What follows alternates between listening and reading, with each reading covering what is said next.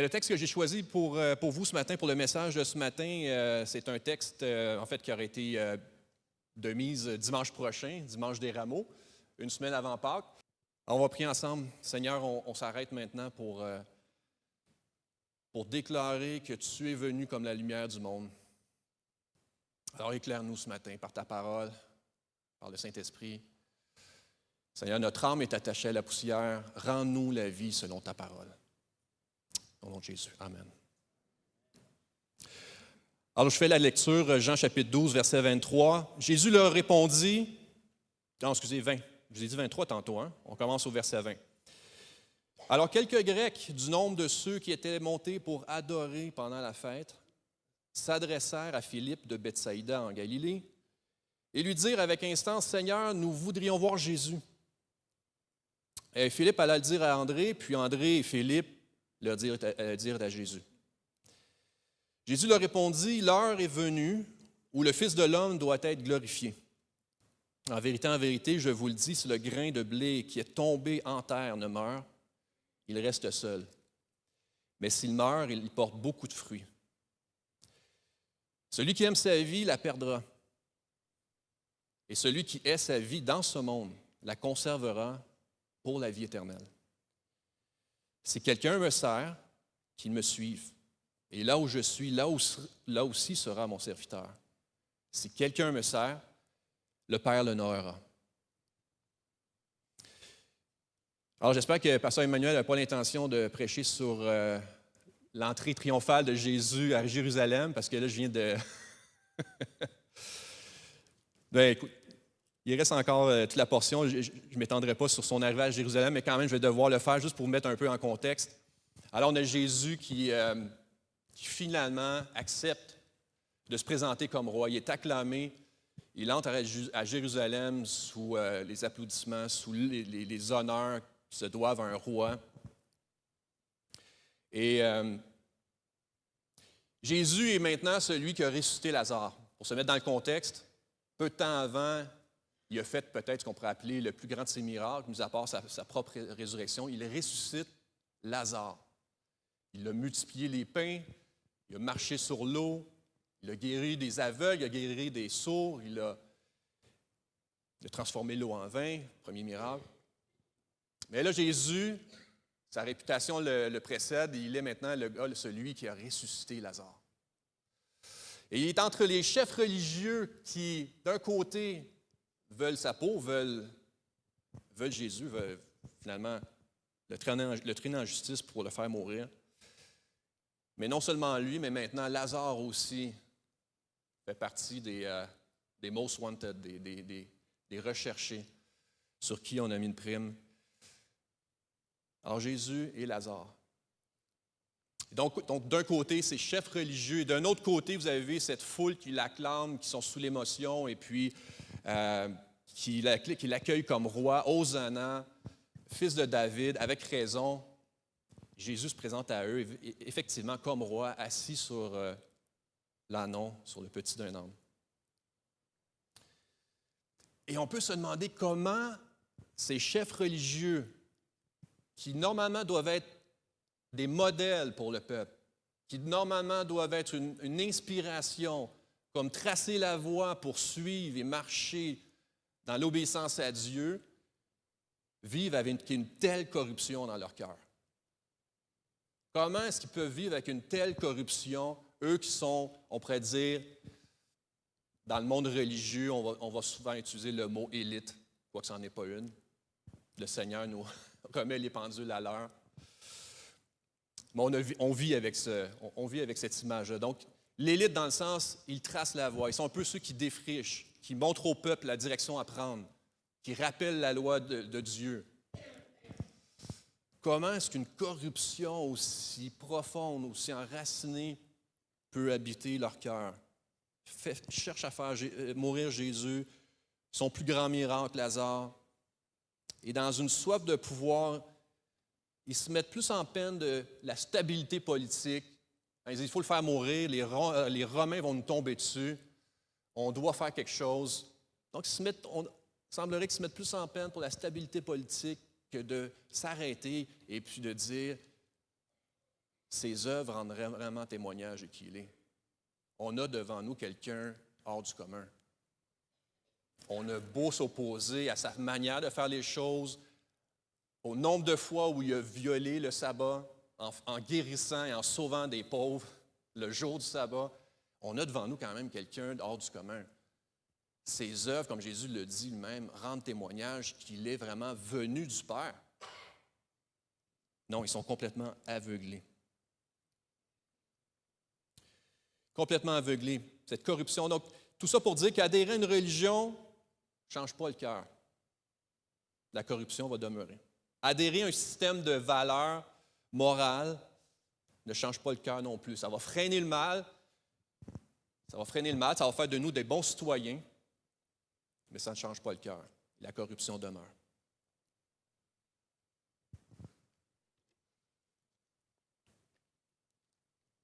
Et dans ce contexte-là, vous avez ces Grecs qui s'approchent de Philippe. Ils demandent avec instance. Il le prie. On pourrait peut-être même penser qu'il le supplie. N'oubliez pas, Jésus est connu. Déjà 3 ans de ministère. Et là, tout récemment, il ressuscite carrément un mort. Ils veulent voir Jésus. Nous voulons voir Jésus. Nous aimerions voir Jésus. Fais-nous voir Jésus. Ces Grecs, probablement prosélytes, convertis au judaïsme, qui viennent adorer. Et probablement d'un cœur sincère, veulent voir Jésus. Et on peut se poser la question, quel Jésus sont-ils venus voir? Quel Jésus sont-ils venus voir? Est-ce qu'ils sont venus voir le Jésus qui nourrit les foules, qui opère des guérisons, le Jésus qui a ressuscité Lazare tout récemment? Ou comme bons Grecs, est-ce qu'ils sont venus afin que Jésus leur expose de belles et grandes vérités pour leur apporter un peu plus de sagesse et aller débattre entre eux? Parce que les Grecs ont été connus pour des grands discours. Hein. On doit se poser la question, où mènent ces discours? Où mènent nos discours? Fais-nous voir Jésus. À quoi ces Grecs s'attendaient durant cette rencontre, ce face-à-face, ce tête-à-tête avec Jésus? Quel Jésus sont-ils venus voir? Le Jésus qui livre un bon message? Les gens étaient étonnés par l'autorité avec laquelle Jésus parlait. Est-ce qu'ils se sont approchés pour avoir un autre de ces bons messages? Il y a James Packer qui dénonce le nouvel évangile en vogue, qui n'est pas si nouveau en fait. On dit nouveau parce qu'il est venu après, puis qui est encore très en vogue aujourd'hui. Le nouvel évangile qui est présenté plutôt comme un Jésus qui vient aider les chrétiens.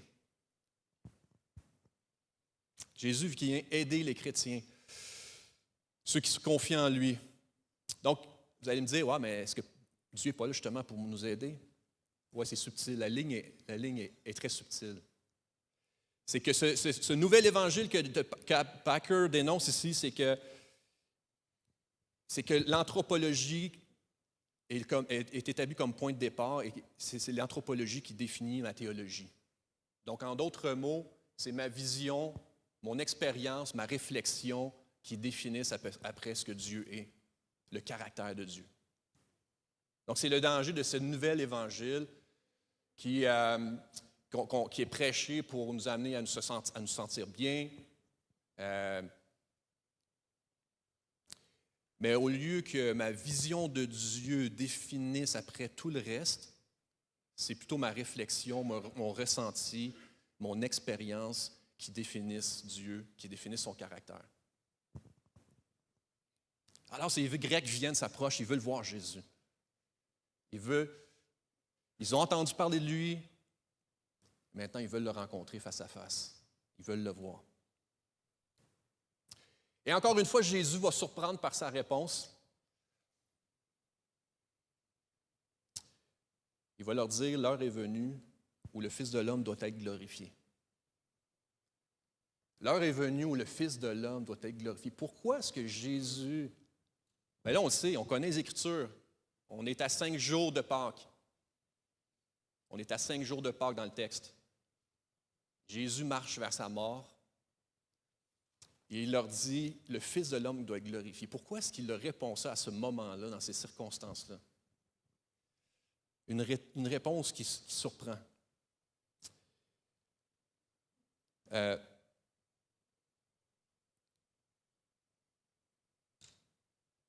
est effectivement accueilli comme un roi. Ces Grecs-là en sont témoins.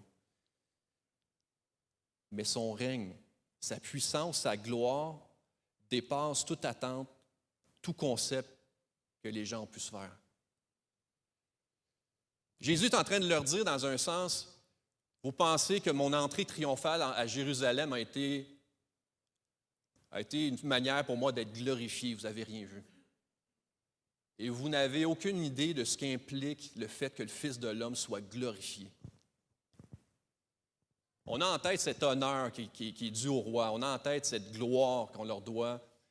Mais ce que Jésus est en train de répondre, peut-être pas directement aux Grecs, on ne sait pas si finalement ils ont pu avoir cette rencontre avec Jésus. Tout ce qu'on sait, c'est que Philippe et André vont rapporter cette demande-là à Jésus.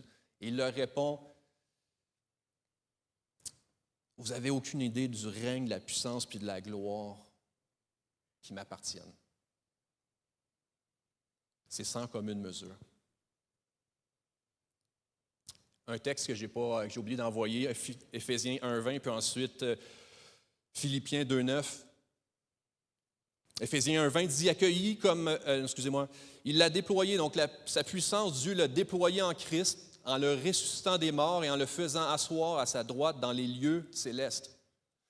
Au-dessus de toute domination, de toute autorité, de toute puissance, de toute dignité et de tout nom qui peut être nommé, non seulement dans le siècle présent, mais encore dans le siècle à venir. Jésus est en train de leur dire, je vais vous montrer de quelle gloire m'appartient, quelle est la puissance qui m'appartient, quel roi, de quel type de roi je suis et quel impact, quelle implication ça va avoir sur vos vies. Parce que Jésus, effectivement, va être glorifié parmi les nations. À partir du moment où il va être mis sur la croix et ressuscité. C'est à ce moment-là que les nations vont pouvoir recevoir ce témoignage, le salut qui va être annoncé. Philippiens 2,9, c'est pourquoi aussi Dieu l'a souverainement élevé, il lui a donné le nom qui est au-dessus de tout nom, afin qu'au nom de Jésus, tout genou fléchisse dans les cieux, sur la terre et sous la terre, et que toute langue confesse que Jésus-Christ est Seigneur, à la gloire de Dieu le Père. Ça, c'est ce qui réjouit le cœur du Père. Son Fils qui est glorifié et de voir son peuple qui marche à sa suite et qui l'acclame réellement comme il est. Donc, Jésus, c'est pour ça qu'en entrée de jeu, je prie au Seigneur, éclaire-nous. Tu es venu comme la lumière, éclaire-nous afin qu'on puisse te connaître tel que tu es. Pas selon l'idée qu'on se fait, selon le concept, à cause de notre background religieux, à cause de notre background familial, à cause de notre vécu, de nos réflexions. Toi, Jésus, Roi des rois, nous voulons te voir tel que tu es. Révèle-toi à nous. Révèle-toi à nous. Fais-toi connaître à nous. C'est ce que Jésus est en train de répondre à André et puis à Philippe. Il est ce roi glorieux, mais qui en même temps, qui vient à toi plein de douceur. Il est ce roi glorieux qui vient à nous plein de douceur. Il va venir autrement à la résurrection, quand il va venir juger les nations. Mais il est ce roi puissant, digne d'être adoré, d'être loué, ce grand Dieu créateur, assis sur le petit d'un âne qui vient plein de douceur comme Zacharie, le prophète Zacharie l'avait prophétisé. Et quand Jésus leur annonce qu'il doit être glorifié, ce qui suit va frapper encore plus. Alors, mettez-vous à la place des Grecs qui s'attendent à un entretien avec un roi, un guérisseur. Écoutez, ceux qui l'acclamaient, n'oubliez pas, Jésus le dit, il n'en fait pas trop un cas. Il connaît leur cœur parce que plusieurs d'entre eux vont l'appeler prophète. Ils ne l'ont pas encore connu comme il est réellement. Fils de Dieu, fils de l'homme, comme Jésus le dit lui-même. Alors, mettez-vous à la place de ces Grecs qui sont là face à lui. Jésus leur dit, le temps est venu pour le Fils de l'homme d'être glorifié, et voici comment il va être glorifié. Et il leur sort cette parabole du grain qui doit mourir. Le Fils de l'homme va être glorifié à travers la mort. Le roi des rois doit mourir. Si le grain de blé ne meurt, si le grain de blé qui est tombé en terre ne meurt, il reste seul. Augustin va dire que c'est de lui-même qu'il parlait, évidemment, parce qu'on était des fois très vite pour ramener la parole centrée sur nous. Hein? Alors évidemment que, comme le dit Augustin, il parle de lui-même, il était le grain qui devait périr pour se multiplier ensuite. Il devait périr victime de l'infidélité des Juifs, de la rage des Juifs, on pourrait dire même. Cette élite qui entraînait ensuite la foule avait une rage. Il devait périr victime de l'infidélité des Juifs et se multiplier par la foi des peuples. Maintenant, ce Jésus qu'on a devant nous, à la fois homme et à la fois Dieu, je vous pose une question ce matin. Est-ce qu'il est possible que Jésus ait eu envie de tout abandonner? Au courant de son ministère, mais surtout dans ce moment critique où il marche vers sa mort. Est-ce qu'il est possible, selon vous, que Jésus ait déjà voulu tout abandonner?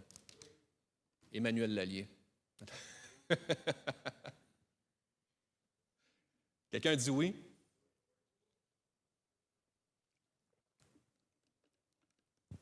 Est-ce qu'il y en a qui disent non? Il y a quelqu'un qui dit non? Quand même le Fils de Dieu, mais il est homme, pleinement homme. Évidemment que oui. Évidemment que oui. Verset 27, juste un peu plus tard, un peu plus loin, on s'est arrêté là, mais Jésus va dire maintenant, juste après avoir donné un peu le plan de match, il va dire maintenant, mon âme est troublée. Et que dirais-je? Père, délivre-moi de cette heure. C'est pas de la, comment on dit là? Parler pour parler, il y a un beau mot pour la rhétorique. C'est pas de la rhétorique. Jésus est réellement en train de dire, est-ce que je demande au Père de me délivrer de cette, comme il le dit dans les autres évangiles, de cette coupe, d'éloigner de moi cette coupe? Que dirais-je, Père, délivre-moi de cette heure? Mais c'est pour cela que je suis venu jusqu'à cette heure. C'est pour ça que je suis venu jusqu'ici. Père, glorifie ton nom. Alors, est-ce que Jésus a déjà voulu tout abandonner? Est-ce qu'il aurait voulu faire demi-tour et s'éloigner de ce qu'il attendait? Oui, absolument. On peut poser la question autrement. Est-ce que ça a été toujours facile pour lui de vivre dans une soumission parfaite au Père? Non. Jésus a été tenté comme nous. Quand on dit que Jésus a été tenté comme vous et moi, c'est qu'il a réellement eu ces moments où il aurait voulu abandonner. Mais il n'a pas connu le péché. Alors il l'a poursuivi dans cette soumission au Père. Mais de dire que Jésus a toujours vécu cette obéissance parfaite ne veut pas dire qu'il n'a jamais été tenté de se retirer. Et ça n'enlève rien au fait qu'il est réellement le Fils de Dieu. Mais c'est pour nous rappeler à quel point on a réellement un représentant, le Fils de l'homme, notre représentant, qui a connu ces moments, comme vous et moi, où on a le goût de tout abandonner. La mission est claire devant nous, la ligne est tracée, on sait exactement dans quelle direction marcher, mais la pression est trop forte. Les circonstances sont trop lourdes. Je veux vous rappeler ce matin que vous n'êtes pas seul. On l'a vu dernièrement à travers plusieurs prédications. Il intercède pour vous et moi en ce moment même. N'abandonnez pas. Ne vous isolez pas. Tenez-vous avec les frères et sœurs, avec l'Église. C'est notre soutien. Parce qu'il marche lui-même au milieu de nous. Il nous soutient lui-même. Alors absolument, comme homme, il a vécu ces moments-là, il a traversé ces moments-là. Et il est à ce moment-là, dans ce texte, qui nous rappelle comment se sont déroulées ces dernières journées avant de finalement être crucifié, on voit qu'il vit cette pression. Et avec lui, on forme une même plante. On a été baptisés, vous et moi, dans sa mort, afin de jouir de cette victoire qu'il a eue sur la mort. On a été baptisés dans sa mort afin de marcher en nouveauté de vie parce qu'il a finalement, malgré les tentations, malgré ces moments où il aurait voulu laisser tomber, Jésus-Christ a obéi jusqu'à la mort, a été obéissant, soumis à son Père jusqu'à la mort. Et le Père l'a ressuscité et on peut marcher, vous et moi, aujourd'hui en nouveauté de vie, avec cette victoire-là qui nous est acquise. On forme une même plante avec lui. On forme une même plante avec le Seigneur Jésus.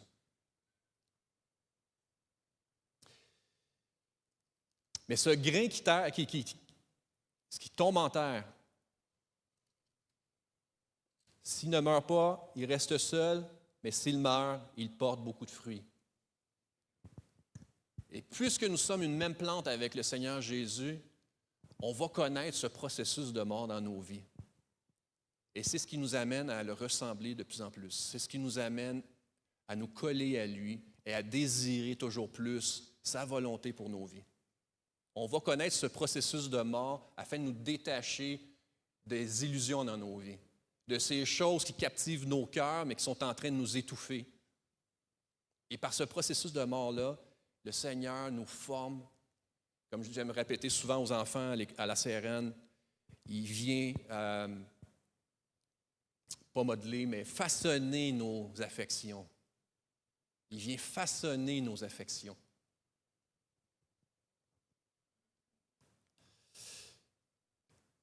Celui qui aime sa vie la perdra et celui qui hait sa vie dans ce monde la conservera pour la vie éternelle. Augustin va dire, grande et étonnante vérité, l'homme a pour son âme un amour qui l'a fait périr et une haine qui l'empêche de périr. Si tu aimes mal, tu détestes.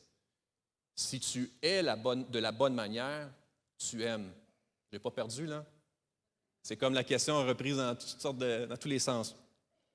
Si tu aimes mal, tu détestes, mais si tu hais de la bonne manière, pas être, mais haïr, OK? Vous avez compris?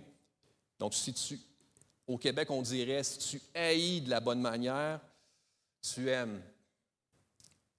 Heureux ceux qui savent haïr pour conserver, de peur de perdre en aimant. Ce qu'il est en train de nous dire ici, c'est qu'on doit cesser de chercher à réussir notre vie par tous les moyens, selon nos propres standards et selon les standards du monde. On est appelé à le suivre, lui, le Seigneur. On est appelé à le suivre. Donc, cessons par tous les moyens de réussir notre vie selon nos standards. Cessons de préserver nos vies, de vivre pour soi-même. Et ça, ce n'est pas en faisant tous les efforts du monde qu'on va y arriver. C'est dans la communion avec le Fils qui, justement, façonne nos désirs, qui façonne nos affections.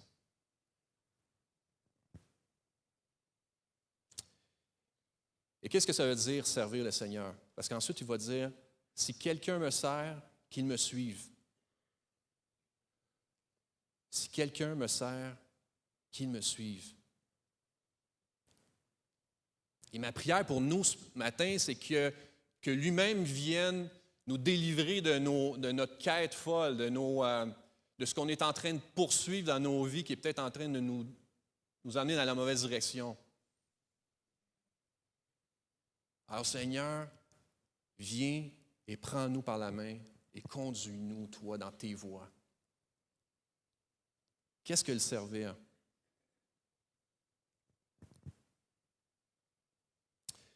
C'est plus que de faire des choses, toutes sortes de choses pour lui. On apprend que le Seigneur, ce qu'il désire d'abord, c'est qu'on s'assoie comme Marie, la sœur de Marthe, et qu'on entende de lui. Qu'on reçoive son instruction, afin de discerner et puis de justement le suivre. Mais pas de s'asseoir et d'écouter comme le veulent les philosophes grecs, pour simplement après débattre des idées. L'instruction qu'on soit du Seigneur, ce n'est pas dans le but de débattre des idées puis d'avoir de beaux discours entre nous. C'est dans le but de le suivre. Donc, le servir, c'est le suivre. C'est que je ne suis pas en train de se faire des choses pour le Seigneur. Je suis en train de, dans la prière, d'apprendre à discerner sa volonté pour moi et d'y marcher. Et Augustin, je continue avec Augustin, il va dire « Ceux-là donc qui servent Jésus-Christ, qui ne cherchent pas leurs propres intérêts, mais les siens propres. » Si vous demandez ce matin, qu'est-ce que ça veut dire servir le Seigneur et le suivre? Une chose parmi d'autres qu'on peut retenir, c'est de chercher ses intérêts au lieu de chercher mes propres intérêts. C'est pour ça que je vous parlais tantôt que lui vient façonner nos affections, il vient façonner aussi nos intérêts. Alors, le servir, le suivre, c'est chercher ses intérêts. Comme Paul dit dans Philippiens 2,20, « Tous, en effet, cherchent leurs propres intérêts et non ceux de Jésus-Christ. » Alors, pour revenir aux Grecs, à leurs attentes qu'on peut s'imaginer comme bons Grecs, un vrai bon message va nous transformer à l'image de Christ. Un vrai bon message va nous transformer à l'image de Christ. Qu'est-ce que ça veut dire? J'essaie de défaire un peu des clichés, des choses dans notre jargon de chrétien qu'on se dit souvent, mais des fois, on peut perdre le sens. On peut perdre le sens.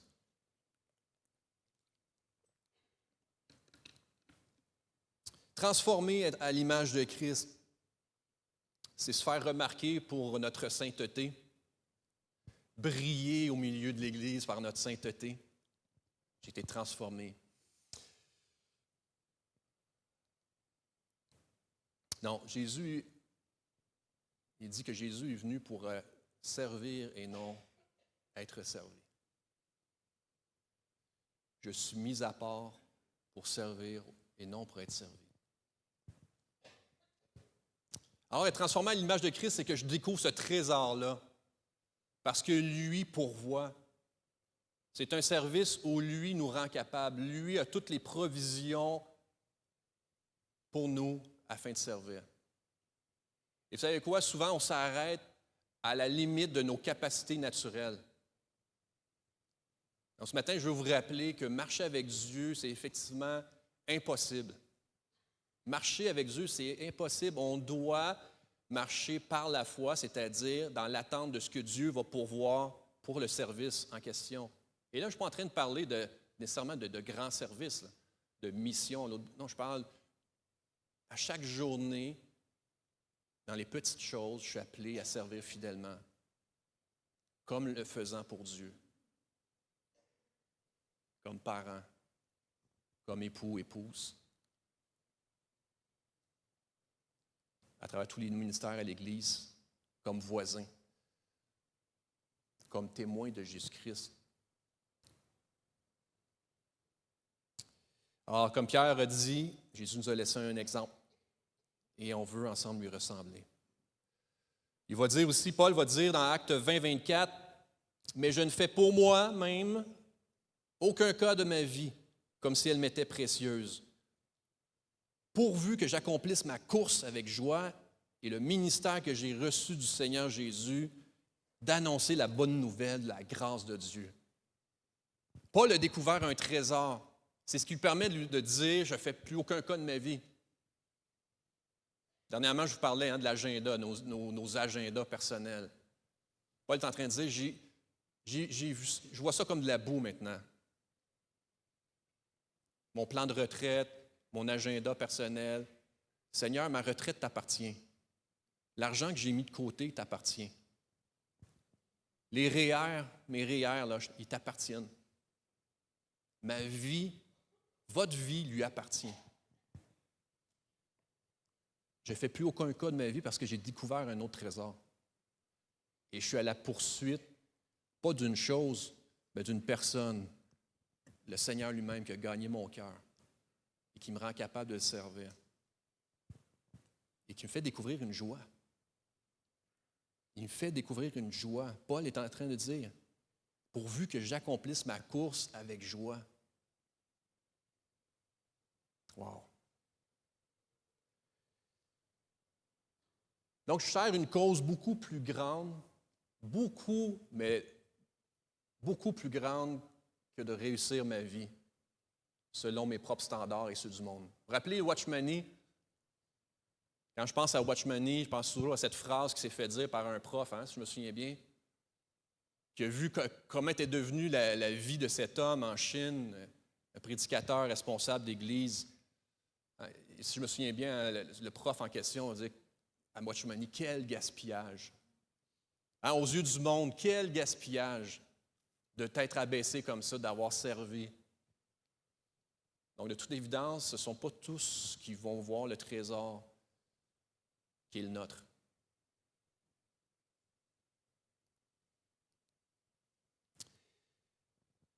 Donc, il faut être prêt à accepter un certain inconfort pour servir le Seigneur.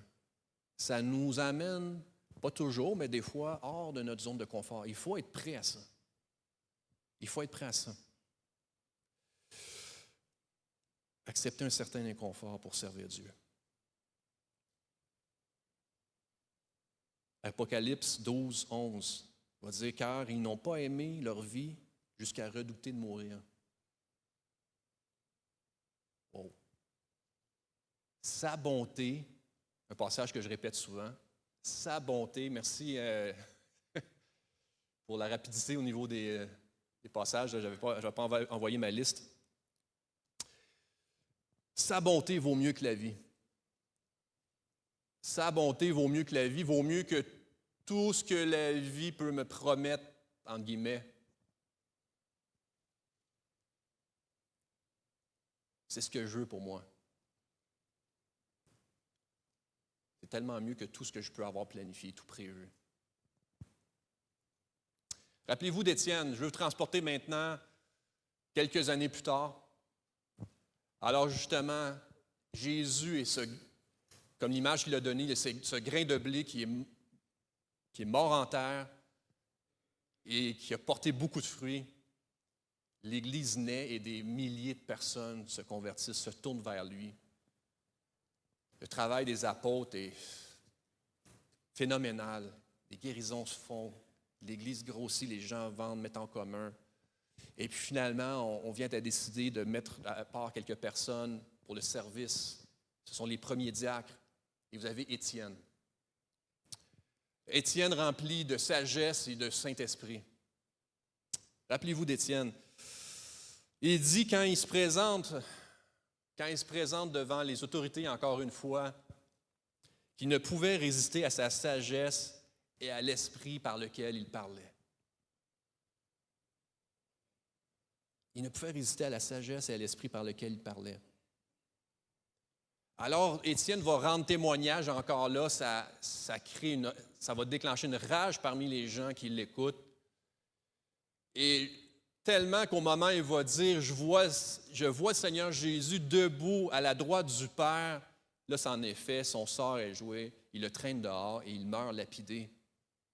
Et comme Jésus va dire avant de s'endormir, en la parole, je pense, utilise ce mot, de s'endormir, il va dire, Seigneur, pardonne-leur, un peu comme Jésus, en d'autres mots, mais pardonne-leur. Ils ne savent pas ce qu'ils font. Alors, vous voyez, vous et moi, on a besoin de voir et de revoir et d'être saisis par ce Jésus, Fils de Dieu, debout à la droite du Père. Et tout ce que ça implique pour nous. Tout ce que Jésus est en train de commander en notre faveur. Et donc, Étienne voit ce Jésus et puis il en meurt. Mais sa persécution, voyez l'effet de sa persécution. Sa persécution va provoquer la dispersion des chrétiens qui vont quitter Jérusalem et ça va déclencher le premier mouvement missionnaire. Et on connaît entre autres l'histoire de Philippe. Philippe va parler avec l'eunuque et tout le reste. Donc Étienne n'a pas considéré sa vie comme étant si précieuse. Il a rendu témoignage. Maintenant, je suis pas mal certain que peu d'entre vous vont mourir martyrs. à moins que vous partiez, que le Seigneur vous appelle à partir dans ces lointaines contrées. Mais voyez le résultat, voyez le fruit, soit d'un martyr ou de personnes comme vous et moi qui marchons et qui ne refusons pas ce processus de mort où on se détache de ce qui est illusoire, de ce qui nous perd, de ce qui est... Tu sais, quand dans l'Hébreu, il va nous dire rejetez tout fardeau et le péché qui nous enveloppe si facilement. Rejetons ça. Voyez le fruit que ça a apporté. Proverbe 11:30 va dire le fruit du juste est un arbre de vie. Vous ne mesurez pas l'impact de votre obéissance. Une obéissance qui est préférée à une vie réussie selon nos propres standards. Il vaut mieux obéir à Dieu et de lui rendre gloire pour ses fruits, ça porte. Le fruit du juste est un arbre de vie et celui qui gagne des âmes est sage. Celui qui gagne des âmes est sage. Proverbe 11:30. Wow. C'est à ce genre de vocation qu'on est appelé. Et la bonne nouvelle, c'est que quand Dieu appelle, comme notre pasteur le rappelle souvent, quand Dieu appelle, il justifie et on peut être sûr et certain qu'il va être pourvu. La provision est là. Donc, encore une fois, je vous encourage ce matin à ne pas vous arrêter à la limite de vos capacités naturelles, de votre ressenti. Là, c'est le moment, à ce moment-là, vous savez quoi? C'est le moment d'agir dans la prière. Seigneur, je n'ai pas envie, j'ai un tas d'autres choses plus intéressantes pour moi-même, mais si tu m'appelles, je vais y aller. Et je sais qu'il va être au rendez-vous. Je sais qu'il va être au rendez-vous. Et il y a une promesse qui vient avec ça. On va terminer avec le dernier verset. Alors, il disait, donc on a lu tantôt au verset 26, « Si quelqu'un me sert, qu'il me suive, et là où je suis, là aussi sera mon serviteur. » Là où je suis, là aussi sera mon serviteur. Si quelqu'un me sert, le Père l'honorera. Le Père l'honorera. Hébreux 6:10. Dernier coup de gâchette pour Pasteur Yves. Bravo. Merci beaucoup. Hébreux 6:10. Car Dieu n'est pas injuste pour oublier votre travail et l'amour que vous avez montré pour son nom, ayant rendu et rendant encore des services aux saints. Dieu n'est pas injuste pour oublier. Le Père nous promet de nous honorer. Et déjà, il le fait. Déjà, il le fait. Fait qu'on va se lever ensemble, on va prier. Et puis, peut-être, je ne sais pas si nos chantres avaient un dernier chant.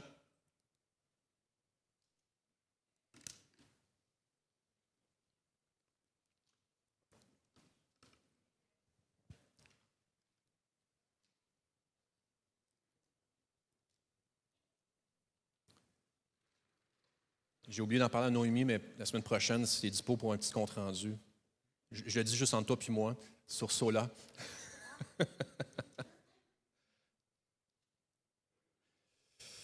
Alors, Seigneur, on est reconnaissant parce que la vie à laquelle tu nous appelles est tellement au-delà de ce qu'on peut s'imaginer. Et il suffit d'y marcher avec foi, dans le sens de croire que c'est dans l'obéissance, dans la soumission à ta volonté, qu'on découvre ce trésor, où toi-même tu viens et que tu pourvois, que tu te fais connaître à nous. Et permets-nous, Seigneur, comme je te le priais tout au début, de te voir. Un peu comme les Grecs qui sont venus et peut-être ils ne savaient pas trop à quoi s'attendre. Seigneur, tu t'es fait connaître à nous, tu nous as rachetés. Notre désir, c'est que tu viennes et que tu te révèles encore un peu plus à nous, que tu puisses venir nous consoler cette semaine. Tu es venu, Seigneur, tu t'es présenté comme ce roi plein de douceur. Merci de venir panser nos blessures, de nous relever, de tracer la voie devant nous, Seigneur. Alors, bénis ton peuple, vraiment, viens relever ceux qui traversent la maladie en ce moment. On prie pour Pasteur Jeff, qui est probablement en train de nous écouter ce matin de la maison. Bénis-le abondamment, sa femme Carole, la famille, et tous ceux qui vivent de la maladie en ce moment. Seigneur, merci d'entendre nos prières. Merci d'être ce roi glorieux, tout-puissant, mais qui en même temps est concerné par nous. Alors bénis ton Église, au nom de Jésus.